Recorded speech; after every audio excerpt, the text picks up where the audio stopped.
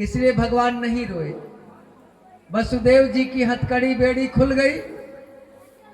भगवान को एक सूप में वसुदेव जी ने उठाया, माथे पर लिया और चल दिए ब्रज की ओर, नंद भवन।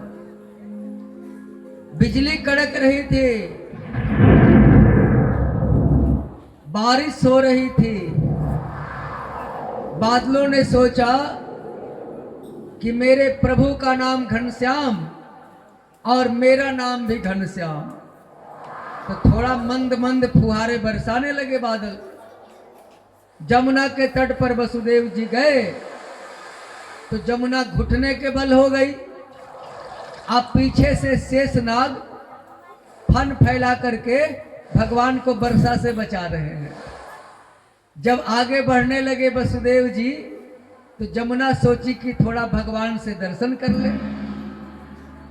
जमुना बढ़ने लगी और वसुदेव जी के डूबने लगे तो भगवान ने जमुना को एक लात मारी कि तुझे दिखाई नहीं पड़ता, तेरे ससुर जी डूबे जा रहे हैं, आज तुमको मिलने की पड़ी है, चल नीचे भाग। तो जमुना शर्मा के नीचे आ गई। इसके बाद वसुदेव जी जब वहां गए नंद बाबा के यहाँ तो जसोदा मैया का किवाड़ खुला हुआ था। लल्ला को सुलाया, लाली को उठाया, जेल खाने में आ गए। लड़की जोर जोर से रोने लगी जेल खाने में और हथकेड़ी बेड़ी वसुदेव जी को लग गई। पर कंस को खबर मिला, कंस आया और लल्ला के जगह पर लाली को देखा तो बड़ा घबराया। ये क्या हो गया, ये तो बेटी है। कंस ने कहा कुछ भी हो रिस्क नहीं लेना चाहिए। उस बच्ची को पकड़ा और जो ही पत्थर पर पटकना चाहा, बच्ची हाथ से छूट गई, आकाश में दुर्गा मैया बन के प्रकट हो गई। प्रेम से बोलो दुर्गा मैया की। और कंस से बोली, रे मूर्ख कंस, तू मुझे क्या मारेगा, तेरा मारने वाला तो जन्म ले लिया है। कंस ने कहा बहन जी कहाँ लिया है पता बताओ। दुर्गा मैया बोली पूरी पता नहीं बताऊंगी, खोज। और अंतर ध्यान हो गई। कंस ने क्या किया, सैनिकों को आदेश दिया, मथुरा और वृंदावन में जितने छोटे छोटे बच्चे हैं सबको मां के गोद से खींच के काट डालो। यही सबसे बड़ा पाप कंस से हुआ। बाल हत्या सबसे बड़ा पाप है और वही बाल हत्या हम लोग भी करते हैं। हम लोग तो कंस से भी गिरे हुए प्राणी हैं। आप कहोगे कैसे, हम बताते हैं। माता पिता मिलके जाते हैं डॉक्टर के पास, अल्ट्रासाउंड करवाते हैं और पेट में बेटी रहती है तो माँ बाप मिल करके बेटी को पेट में ही मरवा देते हैं। बोलो कंस बड़ा पापी है कि हम लोग बड़े पापी हैं। कंस तो दूसरे के बच्चे को मारा था और हम लोग तो अपने बच्चे को खुद मरवा रहे हैं। बोलो दुख हमें नहीं होगा तो किसे होगा।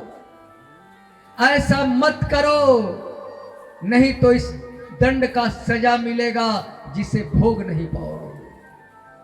ये बहुत बड़ा पाप है। अपने बच्चे को अपने पेट में मारती हो। तुम तो मां हो, पति को रोको। अरे बेटी घर की लक्ष्मी होती है, क्यों पेट में मारती हो तुम, बोलो। और अब थोड़ा सा हम लोग चले नंद भवन, देखे वहां क्या हो रहा है, क्योंकि समय भी हो गया है बहुत।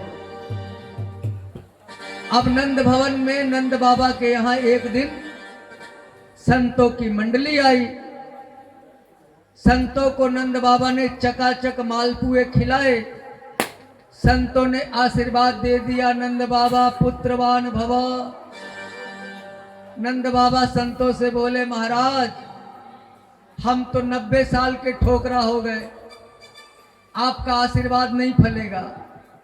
संत बोले कि तुम हमें भोजन कराओ, हम भजन करते हैं, देखे आशीर्वाद कैसे नहीं फलता है। तो संत लोग संतान गोपाल मंत्र का जप करने लगे आनंद बाबा भोजन कराने लगे। जसोदा मैया को परम लाभ भयो। अब तो नंद बाबा दौड़े दौड़े अपनी बहन सुनंदा के पास गए। अरे बहन सुनंदा जल्दी चल बहन, तेरे भाभी को परम लाभ भयो है। सुनंदा आई आज दौड़ी दौड़ी भाभी की सेवा करने लगी। आज सबसे पहले नींद खुली तो सुनंदा की नींद खुली। सुनंदा ने क्या देखा कि भाभी का दरवाजा खुला हुआ है। दौड़ी दौड़ी अंदर गई तो एक नील कमल सा छोरा किलकारी मार के जसोदा मैया के बगल में हंस रहा है। आज जसोदा मैया सोई हुई है। अब तो दौड़ी दौड़ी बाहर निकली, भय गयो भय गयो भय गयो। कुछ ग्वालों ने घेर लिया। अरे बहन सुनंदा का भयो? सुनंदा बोली कछु ना भयो, पहले ये बता हमारे भैया कहाँ है? तो ग्वाले बोले अरे तेरे भैया संतों के साथ माला सटका रहे होंगे, जा वहीं खोज। सुनंदा दौड़ी दौड़ी गई तो भैया क्या कर रहे थे? सारा मंत्र भूल गए थे। माला में कौन सा जप कर रहे थे? अभी तो भयो नाही, आगो को पतो नाही, अभी तो भयो नाही, आगो को पतो नाही, यही मंत्र जप रहे थे। सुनंदा कान में जाके बोली भैया। भैया की धड़कन बढ़ गई। अरे सुनंदा कछु भयो का? सुनंदा बोली भैया पहले बता हमारो इनाम कहाँ है? अब तो वसुदेव जी ने, नंद बाबा ने पॉकेट में हाथ डाली और तिजोरी की चाबी निकाल के सुनंदा को दे दी। ले बहन चाबी ले, जो लेना होगा ले लेना, बता का भयो? अरे भैया तेरे घर में छोरा का जन्म भयो। अब तो नंद बाबा ऐसे उछले जैसे 25 साल का कोई छोरा उछल रहा। दौड़े दौड़े गए अपने छोटे भाई उपनंद के पास।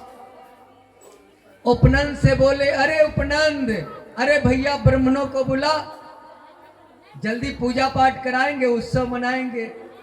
नाई को बोले ब्रज में दुहाई लगा दे, और नाई गया ब्रज में दुहाई लगाया और सारे ब्राह्मण आए दौड़े दौड़े। ब्राह्मण ने बोला करे नंद बाबा भैया जल्दी से स्नान करके आ। नंद बाबा गए, 101 डुबकी जमुना में लगाई और घर में कपड़ा पहनने गए। तब तक एक छोरा घुस गया नंद बाबा के घर में। बाबा हम तुझे आज सजाएंगे। अरे भैया तू ही सजा दे। छोरा ने रेशमी धोती पहना दियो, रेशमी कुर्ता पहना दियो और माथे पे पगड़ी बांध दी, ललाट पर चंदन पोत दियो, मुख में पान दबाए दियो, आंखन में काजल लगाए दियो, होठन में लाली लगा दी और कुर्ता में सेंट छिड़क दियो। और आईना लेके सामने खड़ा हो गया छोरा। बोल नंद बाबा कैसे लग रहे हो? नंद बाबा बोले भैया तू ही बता दे हम कैसे लग रहे हैं। अरे नंद बाबा ऐसे लग रहे हो कि आज ही तुम्हारो ब्याह भयो है। अब नंद बाबा दौड़े दौड़े गए ब्राह्मण के पास। ब्राह्मणों ने बिठा लिया, बैठो पूजा करो। नंद बाबा को ब्राह्मणों ने कहा बाबा ठाकुर जी पर अक्षत चढ़ा, तो नंद बाबा ने जल चढ़ाए दियो। ब्राह्मण गुस्सा गए। नंद बाबा ये तेरा मन कहाँ चला गया? हम बोल रहे हैं अक्षत चढ़ाने को, आज तुम जल चढ़ा रहे हो। नंद बाबा ने हाथ जोड़ लियो, ब्रह्मन देवता हमारो मन तो छोरा में चलो गए हो। ऐसा करो ब्रह्मन देवता तुम दक्षिणा ले लो, आप पूजा सब तुम ही निपटा दो, हमें तो छोड़ा का मोहड़ो देखने दो। 2 लाख गायों का दान नंद बाबा ने ब्राह्मणों को दिया और 7 अनाज के विशाल भंडार दिए दान में। और दरवाजे पर गए, एक ग्वाला ने एक दही का मटका लिया और नंद बाबा के शरीर पर उड़ेड़ दिया। अरे दारी के तूने क्या किया? हमारा सारा फिटिंग फाटिंग तूने बिगाड़ दिया। छोरा बोला अरे नंद बाबा पहली बार जब छोड़ा के मोहड़ो देखने जानो पड़े है ना, तो दही में स्नान करके जानो पड़े है। तब तो नंद बाबा बोले भैया तूने तो बड़ी कृपा कर दी हम पर। अब आंगन में जाए तो नंद बाबा कैसे जाए? सारी गोपियां आंगन में भरी हुई है। 84 गज के लहंगे पहन के आई है गोपियां, और कन्हैया पालने में है। आ कन्हैया का पालना झुला रही है। हम लोग भी अपने हृदय प्रदेश में कन्हैया का पालना झुलाए। कुछ सोहर हो रहा है कि कुछ गीत मंगल हो रहा है, इसका आनंद ले। हरिओम। श्री राधे।